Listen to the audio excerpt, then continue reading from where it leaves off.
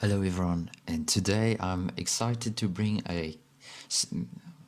we cannot say this is going to be a series, but if you guys enjoy it, I'll try to make more videos as it goes on. But I will definitely plan to show you a few tips that I'm happier to show you guys. So if you guys are new, unfortunately this isn't going to be a direct tutorial, but this could help you if you are familiar with Unity. You don't have to be an expert, you can be not a beginner, but you have to know what tab is what. But I'll show you things that might help you even if you are experienced. But let's just create a new Unity project. Now if you haven't installed Unity and you think this video has opened your eyes to make games, then I can show you. If you struggle with installing Unity, I'll be glad to help you. Now you can call anything, you can call your project anything. I'm just going to call it AA, nothing special, and make sure it's 3D. Now I like to keep my things organized. I'm just going to select this folder to save it. So you can save it anywhere, but I like to keep things organized. Now this is going to take a while, but once this is opened, we can begin with quite more, I would say, the exciting stuff. Now it's just going to take a while.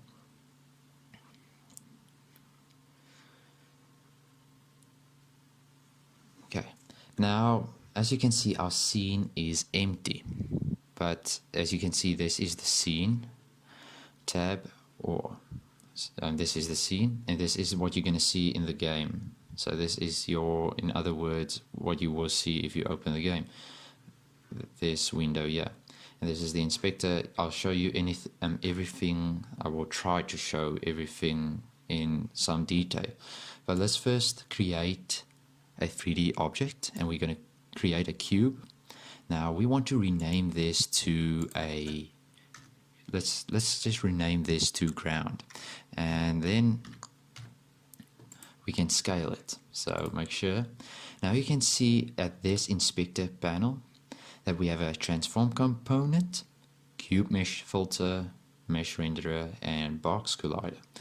I'll tell you slowly as we go on what is what in my opinion, or let's say things that in my opinion is important as we go on in this series, if it's going to be a series.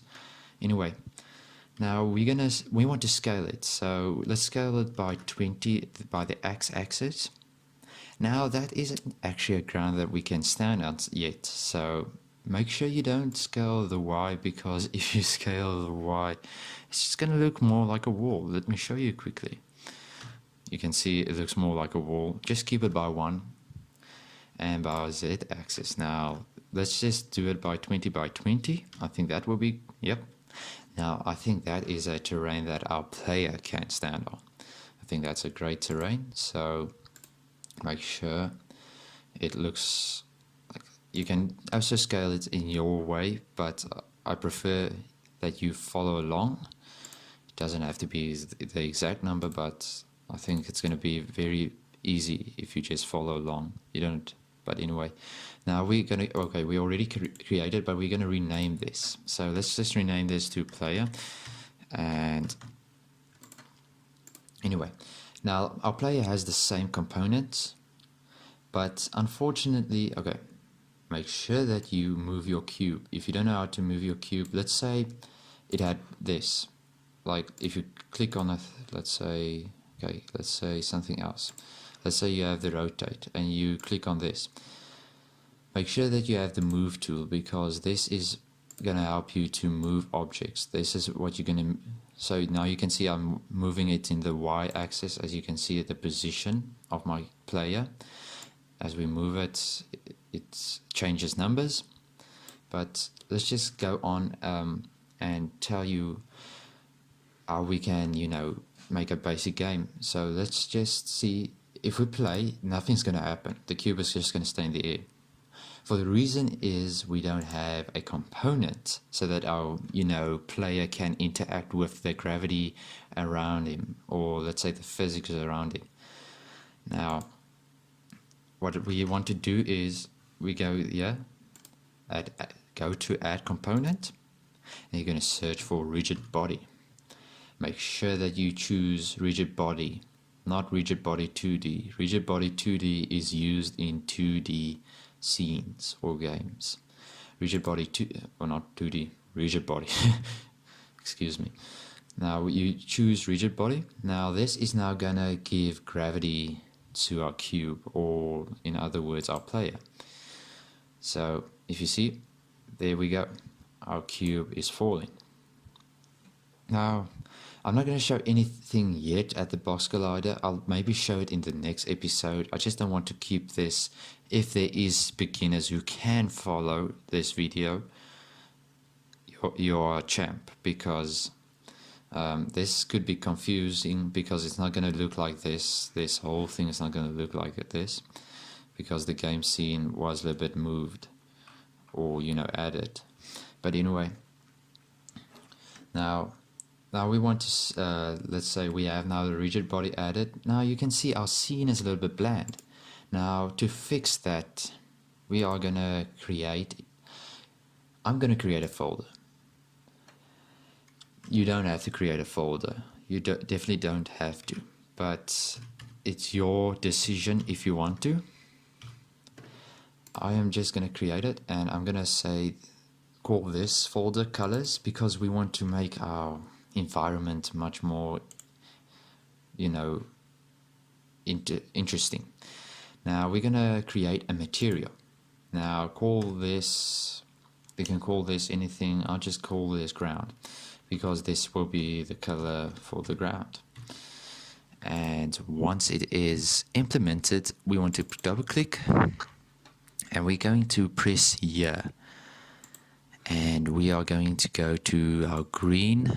We're going to go here, around here. Let's see here. And we're going to go right. Oh, I think that's great. Let's just see if we can make it there. I think that's light enough. Now, once you have a color that you are satisfied with, you just click on it once again. Click on the ground. Now you're going to drag it to your scene and towards your ground. Now you're just going to drag and drop, and you're going to see this color. So now our game looks more interesting. Now let's just we can also add some color to our player. So I'm just going to call this player. You can call it anything. Just make sure that your material, what color you want to add to what object. So now I'm just gonna make this a reddish color.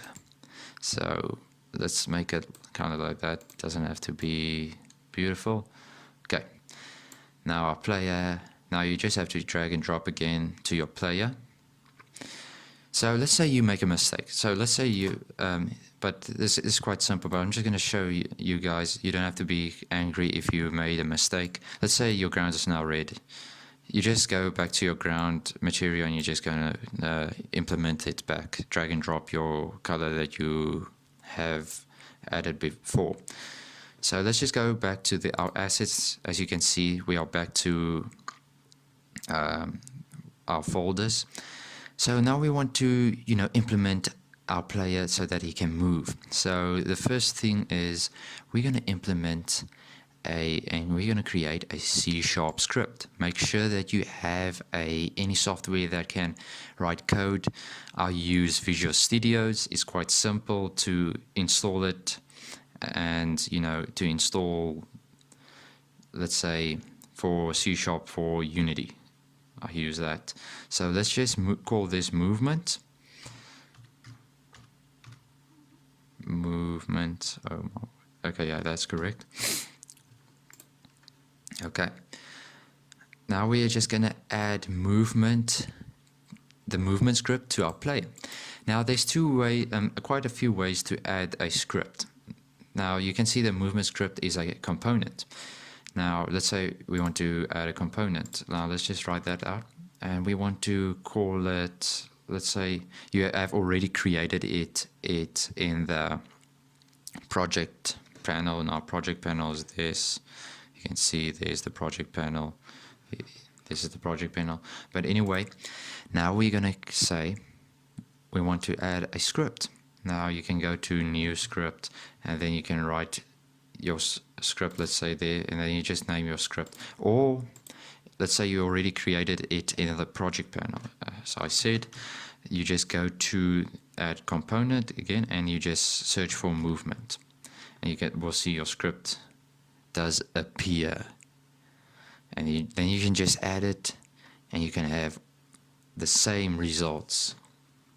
But I recommend you add your script to your player.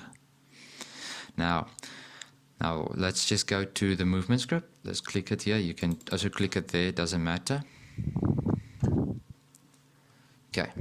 Now once Visual Studios is opened, make sure that you click here next to the first curly bracket, and then you just make a few spaces. Now keep void start opened and update. You don't be scared if you are completely new, but again, this isn't a tutorial, but if anyone is following from a beginner's guide, just make sure that you don't be afraid. Let's just put it that way. Now we're just going to add a rigid body component, and we're going to call this RB, and we are going to get this component. So go to void start, and you can say RB is equal to, let's say, get component, and we can go there, and we're going to go here, and we're going to say rigid body. So in this, we're going to add rigid body, and make sure that you also next here you add brackets, and then you add a semicolon. Okay, now we add the component. Now unfortunately this won't do anything.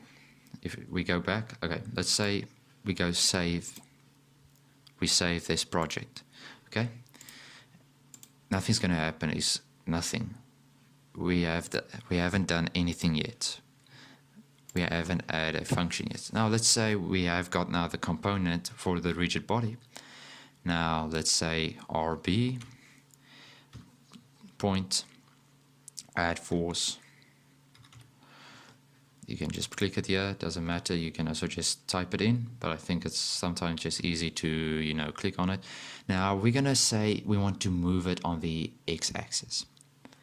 Now let's see, we're going to add 20 and 0 and 0. And we're just going to end it with a semicolon. Make sure that you call a semicolon after each function. And then we're just going to save it. Now it's going to do something. Our cube is going to move in the x-axis with 20 force. You can see our player just flew off our platform. Now, just make sure that you also, let's say you play. Just make sure that you stop that playing, because anything that you change while in play mode won't be applied. Let's say we change this mass to 100, and we press play again. It doesn't change because we added in play mode. So make sure that you don't make that mistake, because if you change anything, let's put it that way. Now we're going back to Visual Studios, but this isn't usually what I use to move my object, but this is one way. Now there's another way. Now first and foremost, we're going to delete this. And we want to, let's say we want our object to move in, let's say, a direction when we press a key on our keyboard. Now let's say we're going to bring up a if statement. So don't worry, I'm just going to type it quickly and I'll explain it all. And we're going to say input dot get key down. So if the player presses a key on the board, and then you have to put brackets and key code. Now the key code is just a function that is called so that it can, now you're going to put a point, and then you can press any key on the keyboard that you want to, if the player presses that key. So let's say W. Make sure that you make a curly brackets. Now this is an if statement. You don't put a semicolon on the end, only when you call a function. Now this is an if statement. So what if statements is, if this thing is called, let's say the player does this. In other words, if the player input .get key down, so if if this key on this keyboard is pressed, let's say this key W, so key code W. So in other words, if the key on the keyboard W is pressed, whatever is going to stand in here, and there's two curly brackets, is going to be executed. Now, the simplest way that I have learned how to, move an object when I was beginning, when I began, let's say experimenting how to move an object in 3D, or in any case, in 2D it will also work. If you look at the transform component of the player. Now, if you see, let's say we want to move it in the Z-axis. Each time if we press the W button. Now you can see here in the scene, if we go further and further, it gets the number of the Z-axis increases. Let's show you again. Now, a way that we can implement it by pressing W is, let's say, transform. We're going to access that component, dot position, because we are going to access the position, the position. Now, we're going to say plus equal new vector free. Now vector free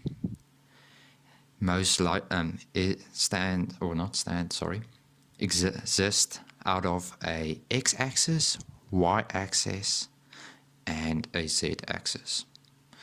Now just make sure that you have a bracket. Now there's going to be 3 numbers, or let's say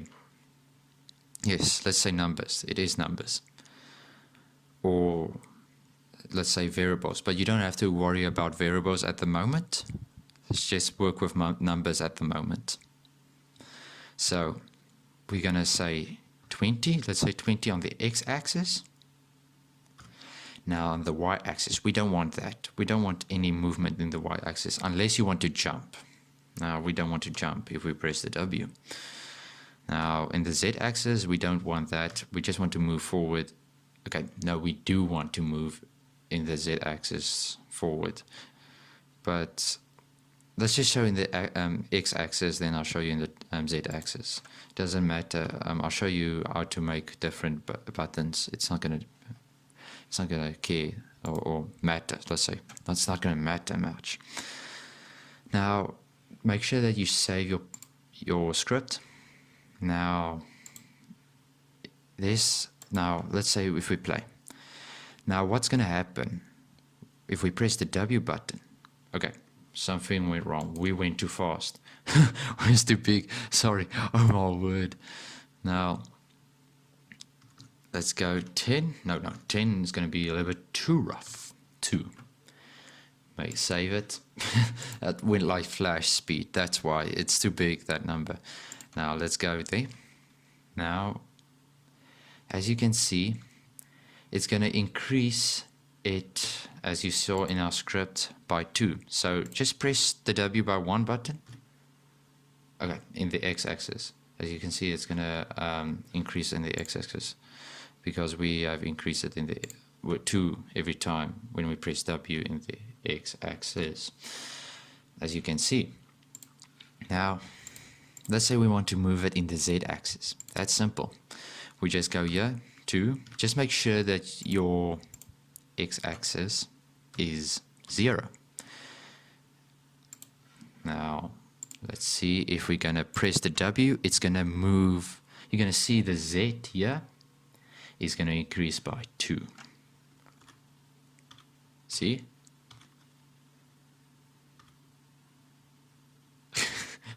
Wow. Anyway, it works. Anyway, now you can see that. Now, let's say we want multiple buttons implemented, to make the game, more interactive. All that you can do is make sure that you copy. If you don't know how to copy, you hold in Control and press C. And then you go back there and then you make a few space after this curly bracket. And then you just press again, Control V. And you're going to press it a few times so that you can paste. Okay, I'm just going to do it until, let's say 3 buttons. Now you're going to see, make sure, let's say you want to change the button. Let's say, okay, you have to change the button because it's then just going to be executed. Yes, it could, let's see what happens, just to make it interesting what happens.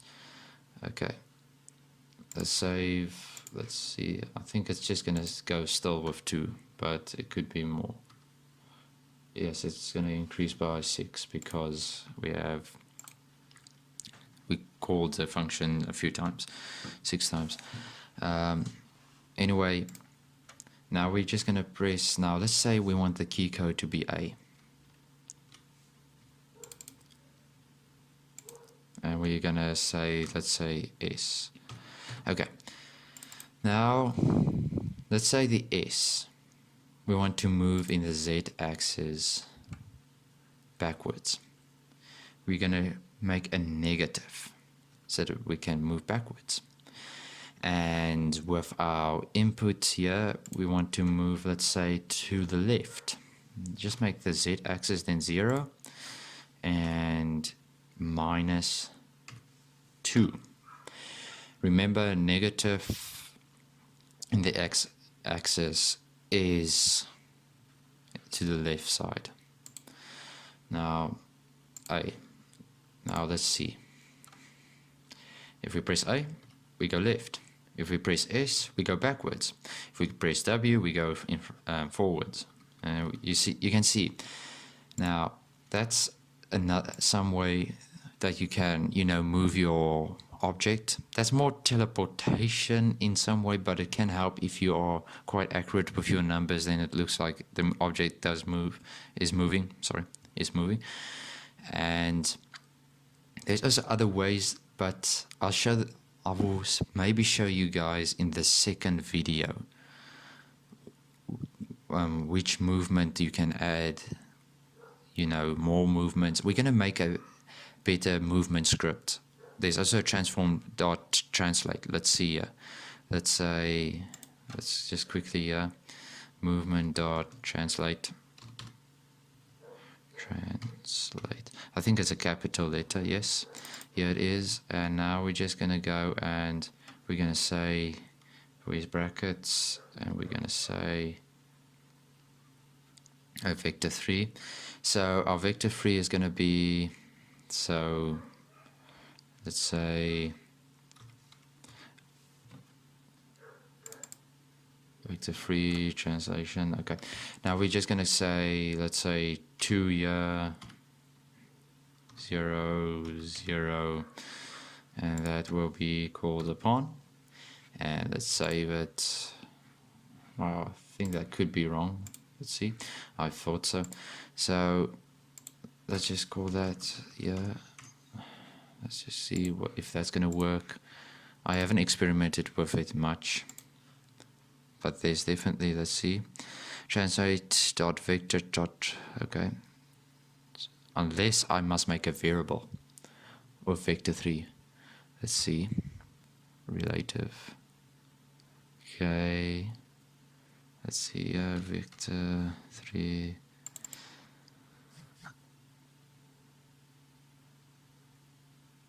okay, let's see, okay, you see there's an error that is gonna take place, but anyway, I'll show you in the next video. I believe I will be able to fix it. I never use this usually. I usually use, the transform.position, but that isn't the most effective way to move your object. But hopefully you guys have enjoyed this, found this some way useful. If you did, please support in any way. And thanks for watching and staying to, until the end of the video. And if anyone comments with a supportive feedback, I'll give a shout out on the next video. And thanks for watching. Hopefully you guys have found this video helpful. Bye guys.